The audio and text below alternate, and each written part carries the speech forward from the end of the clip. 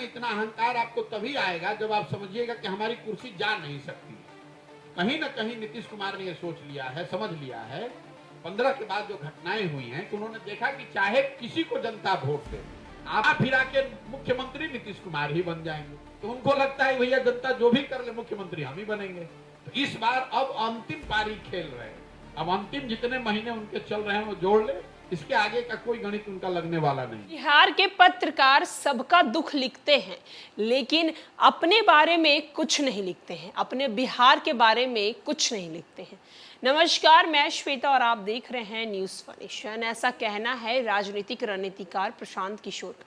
प्रशांत किशोर ने कहा है कि जदयू के राष्ट्रीय अध्यक्ष ललन सिंह कुछ समय पहले क्या बयान दिए हैं बिहार के पत्रकारों को लेकर। ये पत्रकार अपने बारे में कभी कुछ नहीं लिखते, बिहार के बारे में कभी कुछ नहीं लिखते। ये पत्रकार सिर्फ दुनिया भर की बातें लिखते हैं, लेकिन अपने राज्य की बातें नहीं लिखते।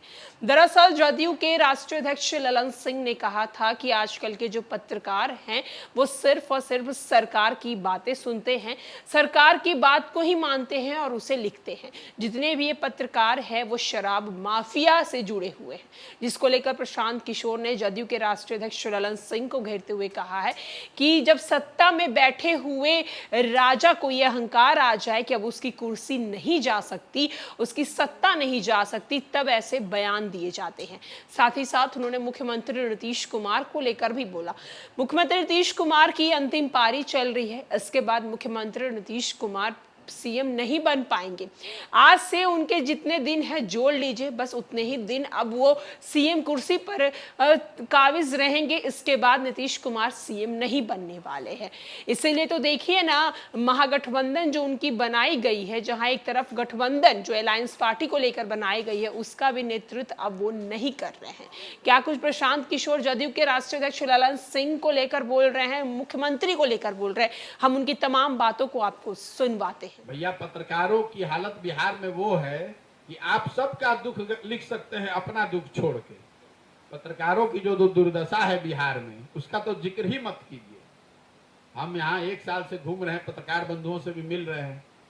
आप मतलब रूलिंग पार्टी जदयू के अध्यक्ष ने कुछ महीने पहले ये बयान दिया था कि जितने पत्रकार सरकार के खिलाफ में लिख रहे हैं सब शराब माफिया से जुड़े हुए लोग हैं, ये शराबबंदी खिलाफ है। बताइए आप लोग सब, मतलब ये मामूली, यही मैं कह रहा हूं, अहंकार।